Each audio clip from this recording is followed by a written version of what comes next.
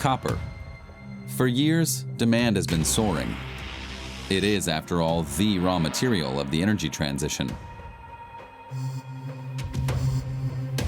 One of the world's largest copper processors is Ahubis, headquartered in Hamburg, Germany.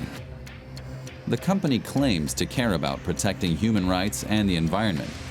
But does that also apply in South America, where much of the copper comes from? How does mining impact the environment and people's lives? New methods for mining copper have been developed in Canada. There are plans to once again mine copper in Germany. But is environmentally friendly mining even possible? Or is the energy transition dirtier than imagined?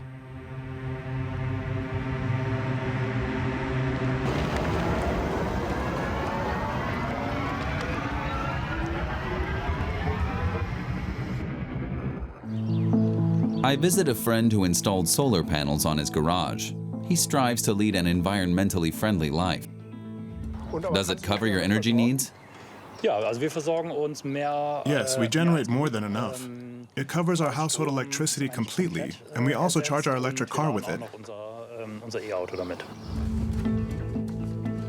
Not bad. What strikes me, however, is the number of cables required to make the system work.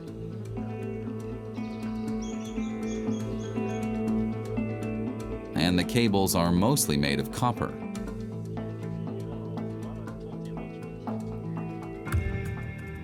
Demand for this metal is higher than ever. Solar energy in particular needs copper. The metal lasts a long time and is highly efficient at conducting electricity. Wind power also depends on it because turbines contain tons of copper.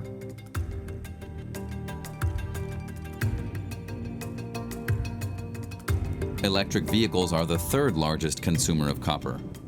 They require about 4 times more copper than internal combustion engines. Europe's largest copper processor is the company Ahubis, located in Hamburg. Ahubis recycles copper and it imports the raw material from various mines around the world. The company says it prizes transparency. Deputy Plant Manager Axel Brand walked us through production. After researching the locations of the mines, we were most interested in the question of sustainability. Where's most of your ore from? Predominantly, or typically, it comes from South America. Our most common suppliers are Chile, Peru, and also Brazil. But we process quite a lot of ores. We have up to 100 ore concentrates. But we also mix the concentrates here in order to ensure the most uniform process possible.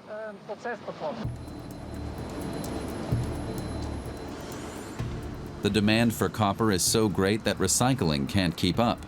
70% must be extracted. The largest copper mines are in South America, in Chile especially.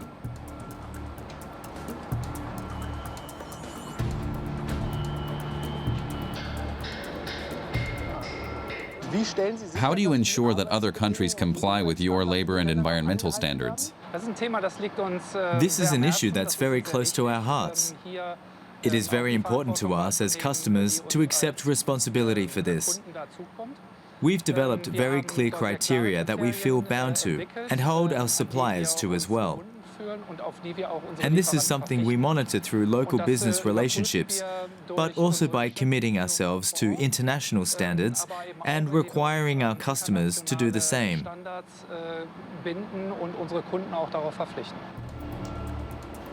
That sounds commendable. But according to our research in South America, the reality doesn't seem to quite match up.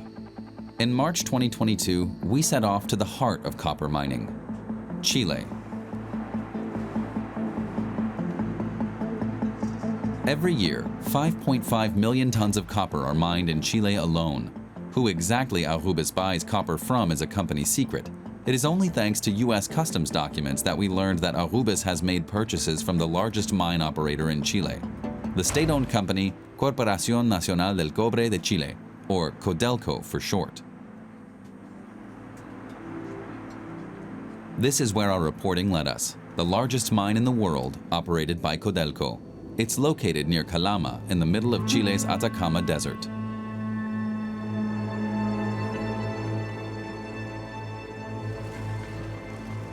In Calama, close to the mines, we meet Johannes Hausen, a journalist living in Chile. He was willing to help us with our investigation.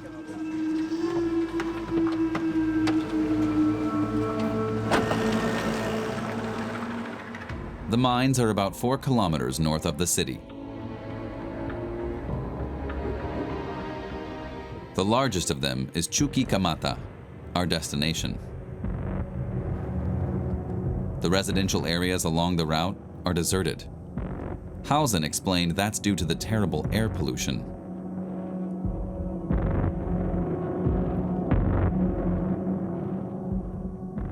Chuquicamata is one of the biggest copper mines in the world, covering a massive area.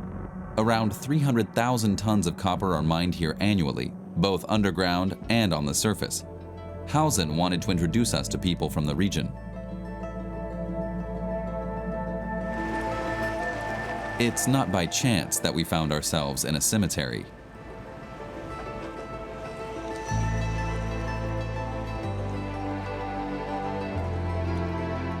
This is where we met the head of the miners' union, Miguel Fernandez.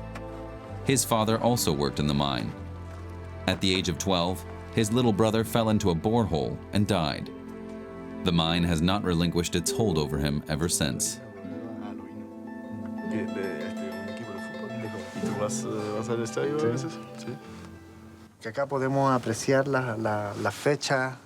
This is where we commemorate the dead miners of Chuquicamata.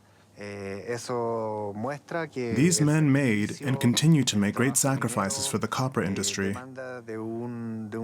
A sacrifice that's resulted in one thing in particular, a very short life expectancy. Many miners die before they have the chance to retire, and Fernandez told us that infant mortality is also higher than elsewhere in the country.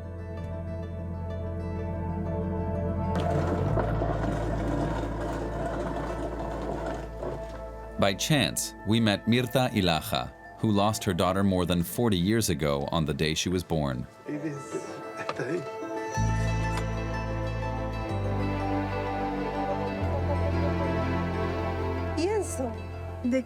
I'm convinced that Chuquicamata's air pollution is responsible for the deaths of all these children. Hardly anyone can sleep. At night you feel like you're suffocating. I myself got thyroid cancer.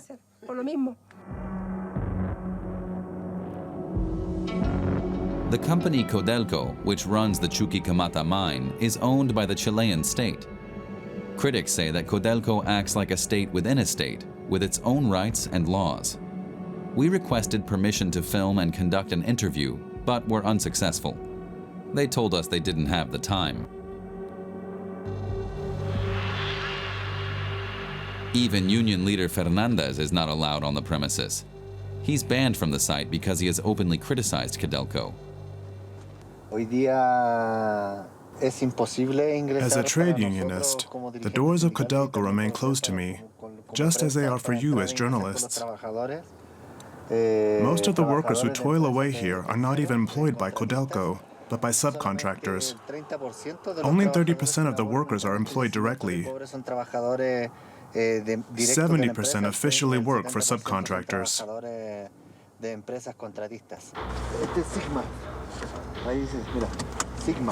Establishing contact with the workers proved difficult. We tried following a bus of employees to the mining town of Calama. We hoped to start a conversation.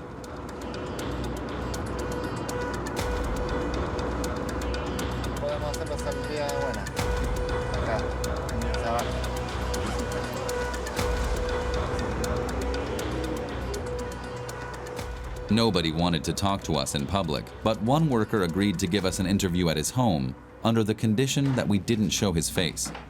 The fear of Codelco looms large.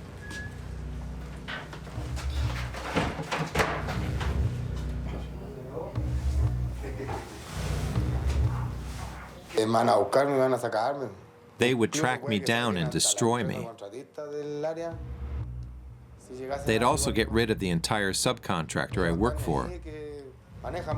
The workers who Codelco employs directly wear some kind of space helmet with a built-in breathing device.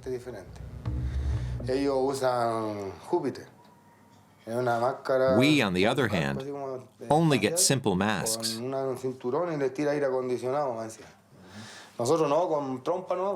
Codelco employees have expensive cut-resistant safety gloves. We only wear simple leather ones. Are you afraid of getting sick? Yes, of course. My grandfather died of lung cancer, but I have to feed my family somehow. Union leader Miguel Fernandez told us that in the future, Codelco plans to employ only 10% of its workforce.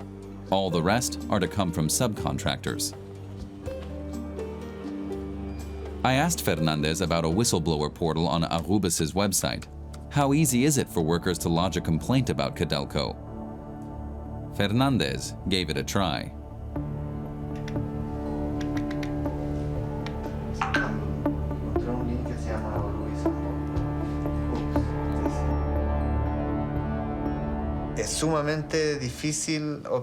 It's really difficult to navigate the site or even find the link to the complaints page.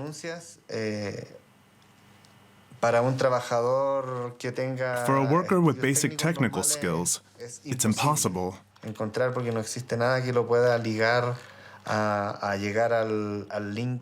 can't even get to Ahubis' complaint page. We made a note to ask Ahubis about its complaints procedure once back in Germany. The work and health conditions in the mine near Calama appear disastrous. But what about the impact on the environment?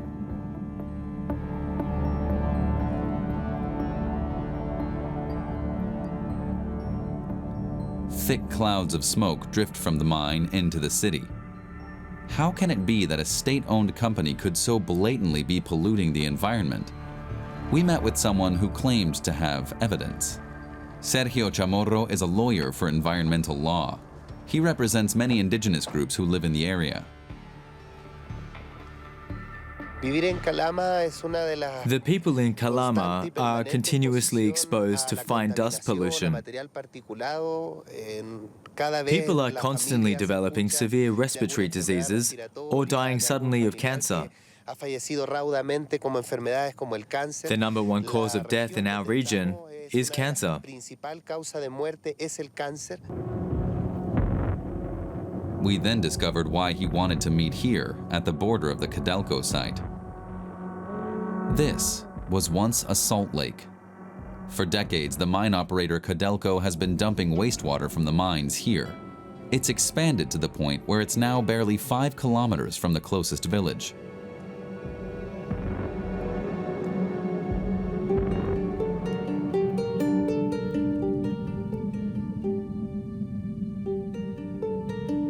The village is called Chu Chu and was once an important oasis on the legendary Inca Trail. The copper mines use up a lot of water, so much so that most of the rivers here have dried up. Only the Rio Loa still holds some water.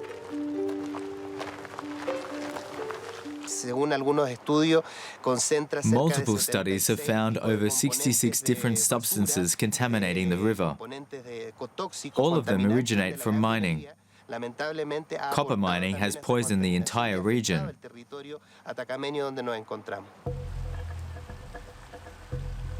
The Rio Loa is the most important water source in the Atacama Desert, and yet it is said to be the most polluted river in Chile.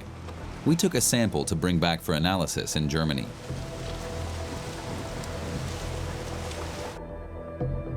The lawyer took us to talk to one of his clients. Yoni Velasquez is 57 years old.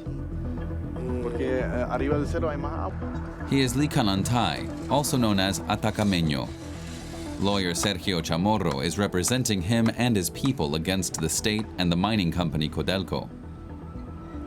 Hola, Yoni. ¿Cómo te ha ido? Bien, bien aquí. Bueno, igual. Para el efecto de la agricultura there is simply no water left for agriculture. This is a huge problem for all of us. My family has raised cattle for generations. Today, all we can do is try to farm, but even that is barely possible. First, the state took land from indigenous people, and now their water.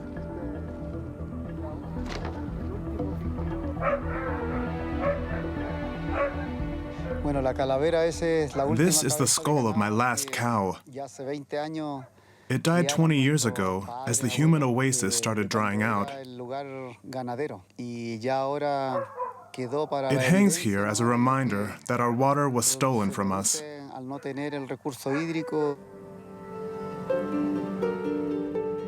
The Chuquicamata mine requires an enormous amount of water. Figures from 2011 found the mine consumed more than 60 million cubic meters of water in a year, leaving almost nothing for the people.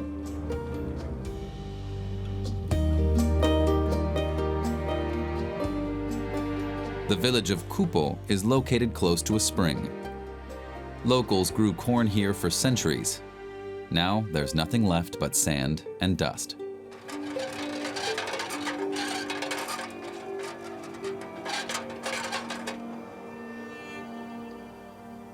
We live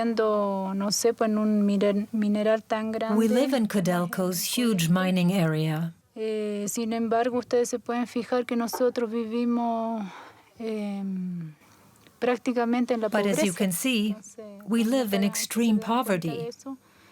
¿Cómo es la diferencia que ellos no han podido hacer nada por nosotros, siendo que hace tiempo... I'm sorry.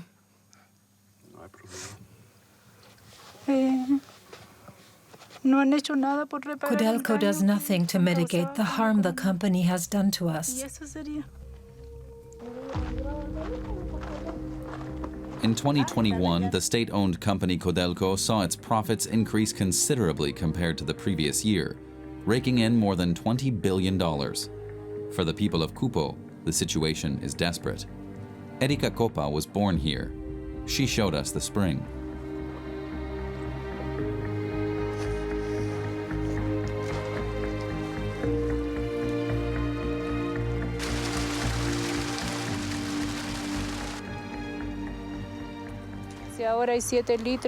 Only 7 liters of water come down here per second, and soon it will be only 3 liters. And then they'll let everything dry up completely. We don't want them stealing our water. They must stop so that nature can recover.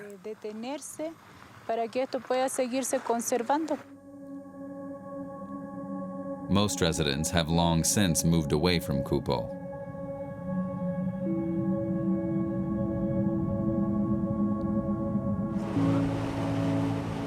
We drove back to Calama. Most of the people here make their living from the copper mine in one way or another. But not everyone approves of what is happening here. We got a tip to visit a whistleblower who worked for Codelco until 2015, measuring the air pollution. He showed us measurements from 2021.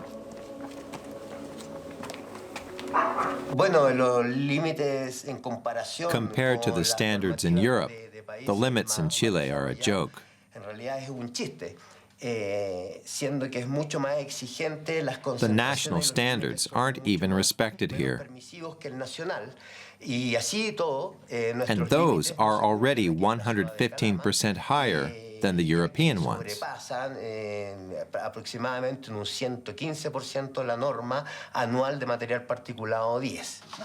This graph shows the concentration of arsenic. The red line is the European limit. The red bar is a sports field, and the black one is an elementary school. They exceed the limits by more than 200%. Reynaldo Diaz quit his job because, despite the alarming levels of air pollution, Codelco chose to do nothing. For years, these measurements have been ignored. Children play on the sports field every day and attend school on the same grounds where the measuring station is located. And as a result, children like Alejandra Osandon's son continue to be born.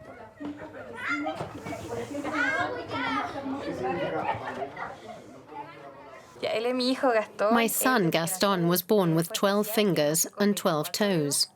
He was also diagnosed with autism when he was still a toddler because he did not speak or eat. We went to a doctor who tried to help him. That doctor was Ivan Silva, who moved to Calama 18 years ago to investigate the effects of pollution on children. He became a friend to the family.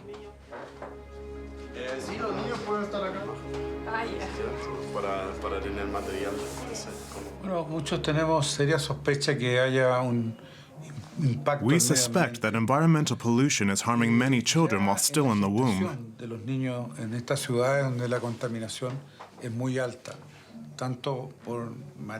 The air is too heavily polluted with heavy metals.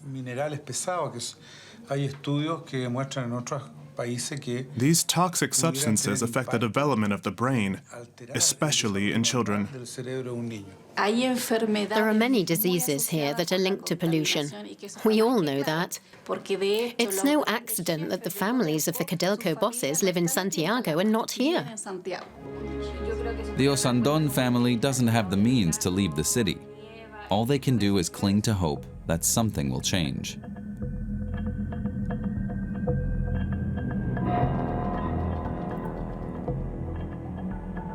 The Chuquicamata mine is not only a problem for the people of Calama.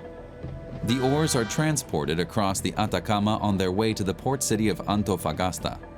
From here, the copper ore is shipped all over the world, including to Hamburg.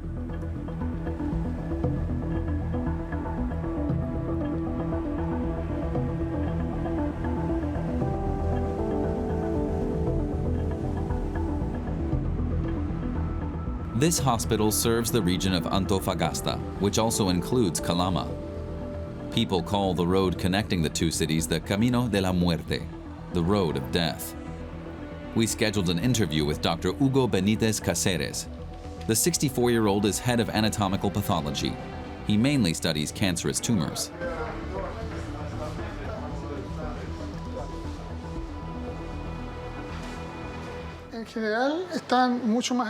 Cancer rates in this region are, on average, 5 to 7 times higher than in the rest of the country. The disease is caused primarily by the heavy arsenic contamination in Calama and Antofagasta.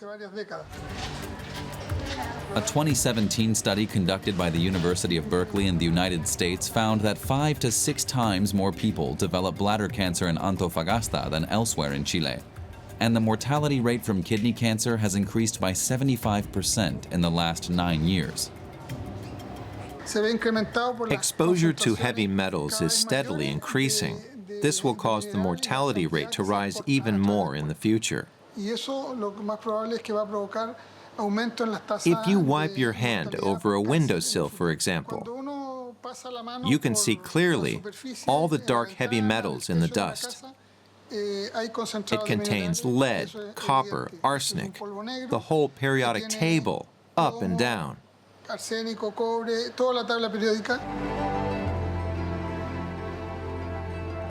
We drove to the port of Antofagasta, where the ore is loaded. The dark, disease-inducing dust is everywhere.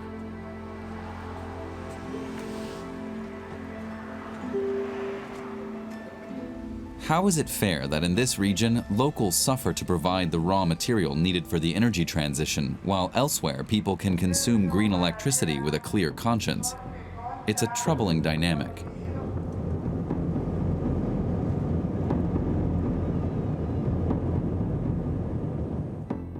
We returned to Germany. In Hamburg, we presented Ahubis' deputy plant manager Axel Brand with the results of our investigation.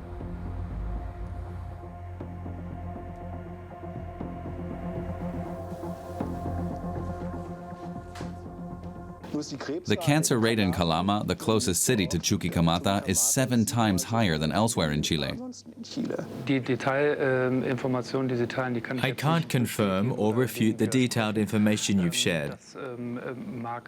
There may be causes that need to be examined, but I would like to point out that we at Aurubis attach great importance to ensuring good conditions for our suppliers throughout the supply chain.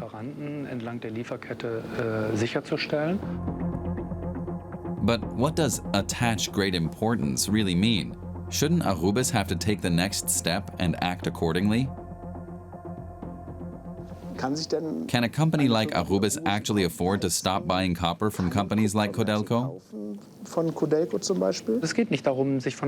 It's not a matter of not working together, but rather of looking for ways to improve whatever issues are in need of improvement, and then to get as close as possible to these standards. But definitely to commit to standards. We had the water sample we collected from the Rio Loa in the village of Chiu Chiu examined at an independent laboratory. Manfred Santen explained the results to us. He's a toxics expert at Greenpeace. The arsenic levels were extremely high.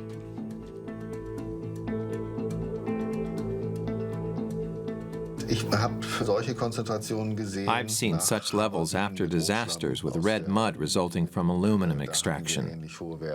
We've had similarly high levels in the sediment and in the water, which was then released. That means it's a very, very high concentration. After an accident? We've seen something like this after an accident, after an environmental catastrophe. How does this level of arsenic affect the population? If this water is used for irrigating fields or for watering livestock or even as drinking water, then the population will be exposed to high arsenic concentrations. And that is unacceptable because it can lead to dramatic health consequences. Then, to our surprise, Ahubis offered us a new interview. The company's sustainability expert wanted to give more in-depth answers to our questions. Ahubis referred to its code of conduct, which it says should be binding for all business partners. There it says, quote, "Our values guide our actions." We wondered if this next interview would offer clarity. I brought along some images from our footage in Chile.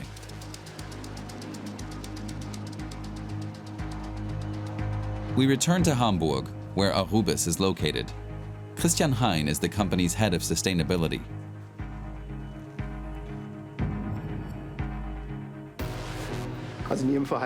It says in the Code of Conduct, we do not tolerate forced labor or child labor, and we respect the rights of indigenous populations.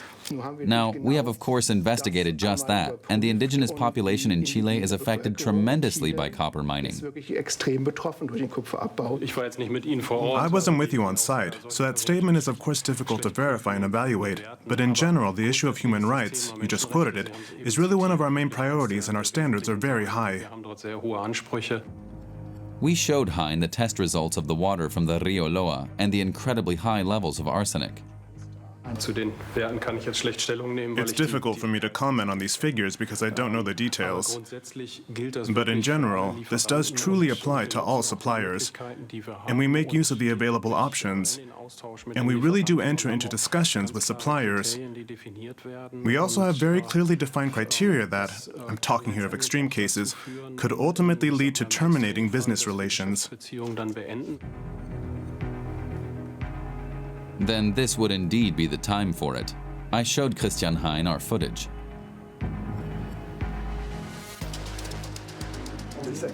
What I saw there is no joke. If things were working with the partners, then it wouldn't look like this. I can't speak to these images because I don't have the facts, so it's something I can't really comment on. A later question as to whether or not Ahubis had pursued the matters we discussed was once again only answered in general terms. Has anyone reported something on your website's whistleblower page? We haven't been made aware of any violations so far, but as you point out, it's possible to do so on the website. And that's not the only way. We can also be contacted by email, by phone, and it doesn't go directly to us, but to a truly independent entity. Violations and concerns can be submitted anonymously, and then there are external, independent lawyers who take on the matter.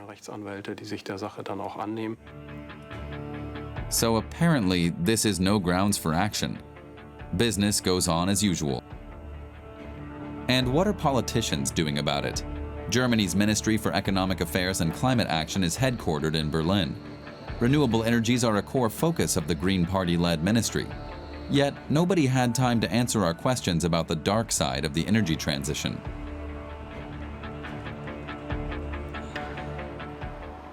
So why do we import so much copper in the first place if Germany has deposits of its own?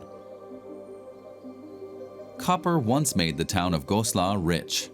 For more than 1,000 years, the ore was extracted in the Hamburg-based mine in the Harz Mountains. Today, the mines are nothing more than a museum. Why is that? Exhibition manager Johannes Große-Winkelmann led us to the old deposits.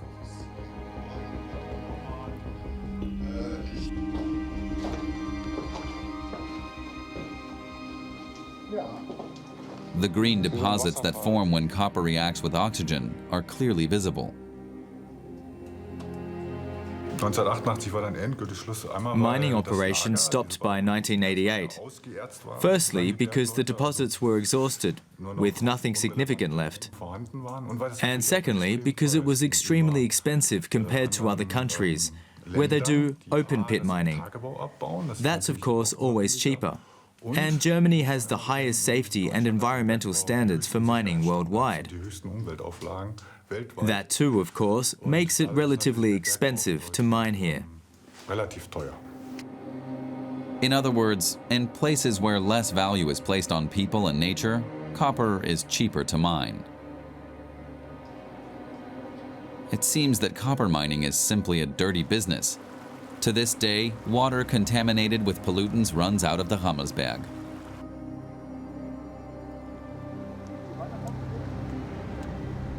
The pond reminds me of the gigantic wastewater lake at the Chuquicamata mine in Chile.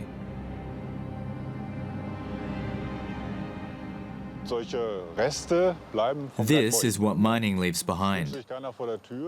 Nobody wants that on their doorstep. The pollutants are everlasting, sludge contaminated with heavy metals, like the fuel rods left over from nuclear power plants, have to be protected and safeguarded forever. Everlasting pollutants. Who wants those in their backyard? Yet, Germany is one of the world's biggest consumers of copper. So, shouldn't it mine the metal itself? There are in fact plans to start extracting copper in Germany once again. After all, the price has risen to the point where mining could become viable again. We traveled to the Lusatia region south of Berlin. This is Germany's second biggest area for brown coal mining. Large copper deposits are also thought to be present near the mining areas.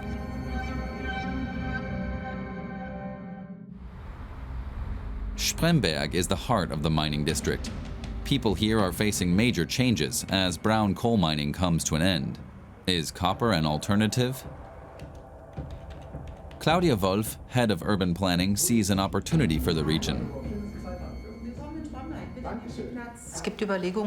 There are proposals to mine copper underground. Tests have been underway for about 10 years. The venture would, of course, create a large number of jobs. Tax revenue is always an important issue for the city. And we also think it's important to no longer be dependent on raw materials from around the world, but to be able to use our own deposits in Germany.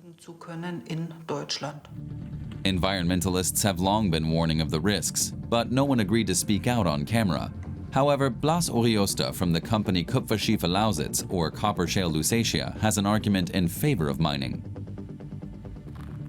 As a company, we want to prove it is economically feasible to mine copper where it's densely populated in accordance with environmental and social regulations. We're up here. Here you see the sand layer, and down here is the copper shale, and that's where we'd have to get to. When Germany was split into two countries, exploratory drilling was carried out in the east. At that time, mining was too expensive. In the meantime, however, the price of copper has risen sevenfold. Mining in Lusatia now seems lucrative. Here you have specialists, laboratories, and customers. You can optimize a whole lot better here than you can when building a whole city in the Andes at 5,000 meters. That's when processing water and everything else becomes far more complicated than it is here. Furthermore, copper wouldn't have to be transported halfway around the world for processing in Hamburg. But one major downside, forests would have to be cleared to build the mine. And what about those everlasting pollutants? And the toxic wastewater? Is it even possible to mine copper ecologically?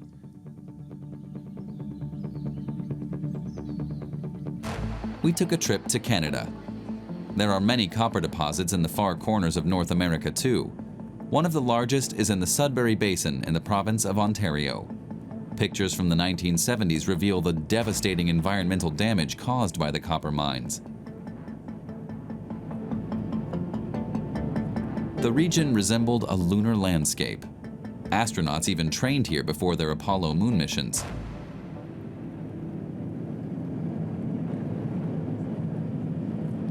Sudbury was once considered the most polluted place in the Western Hemisphere. We wanted to see what it looks like today, in the area around the Sudbury Basin that was once so heavily forested.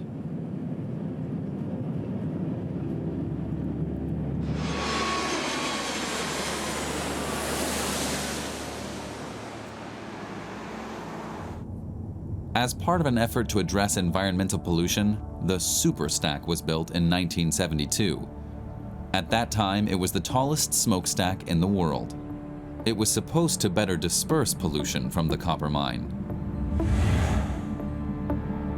But the result was devastating. Land within a radius of 200 kilometers was heavily polluted. Today, there is little sign of the ecological catastrophe that happened here 50 years ago. It's in large part thanks to this man, Professor Peter Beckett. He became an icon in Canada for his role in a regreening project that helped rejuvenate Sudbury.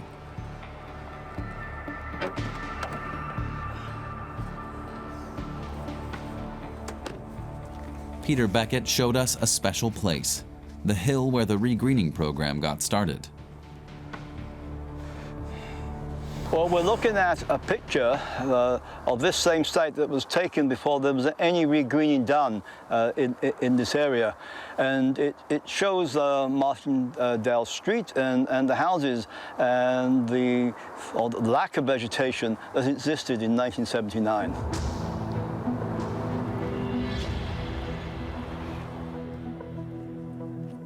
But the region here is wet and green.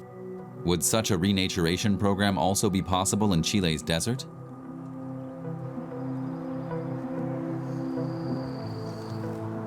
It also could apply in dry areas because there's a certain principles of restoration ecology about how you would approach the problem, the trials you would carry out to come up with a suitable recipe which is adapted to the local area, such as the desert. Although copper is still being mined in Sudbury, the forests have largely recovered. And what about the rivers and lakes that 40 years ago had no life left in them? John Gunn, a professor at Laurentian University in Sudbury, studies the water in Silver Lake. When I started working as a research biologist in 1978, this was reputed to be the most atmospherically contaminated with metal lake in the world. And it had no fish, very acidic, like lemon juice. And today we're here to watch the remarkable recovery that the pollution has been reduced to 2% of what it was then. Every 3 months, John Gunn and his students check the fish population in Silver Lake and other lakes in the area.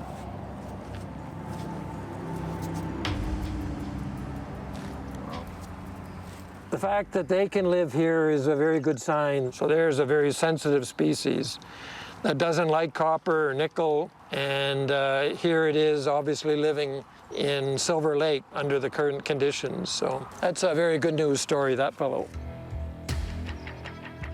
So, is it possible for copper mining to be environmentally friendly? John Gunn told us that the metal in Sudbury's mines is treated underground so that very few heavy metals are brought to the surface. We drove to Valais, the largest copper smelter in Sudbury. There we met with Glenn Watson, who is responsible for sustainability. We wanted to know how the company managed to make production clean. You need a strong government, and you need a government that's willing to work with industry as well. Every technology that reduces your impact on the environment is costly. But you have to have internal policies that are committed to sustainability and continual improvement. And you have to be committed as a company to put the resources necessary to achieve those gains. Not every project is going to have the return that you hope for in a business-like setting. In other words, sustainability is expensive. So unless a company is required to produce sustainably, it's rather unlikely to do so. What about the cost of the restoration program? Peter Beckett made the calculations at the university.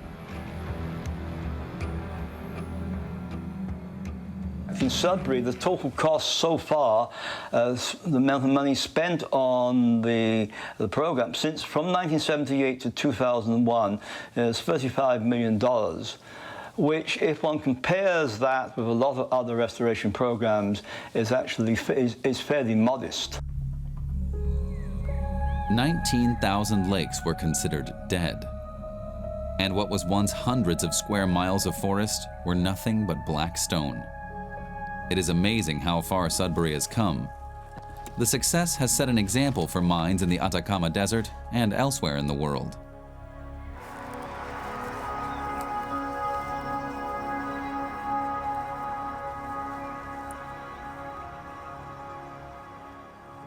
Perhaps Sudbury can also be a role model for more environmentally friendly copper mining in Germany.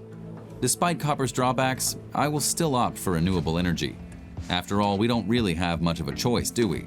But something has to change in how copper is sourced. Politicians worldwide must enforce reasonable mining standards for this vital resource. Companies cannot be left to their own devices to decide themselves what is best for us all.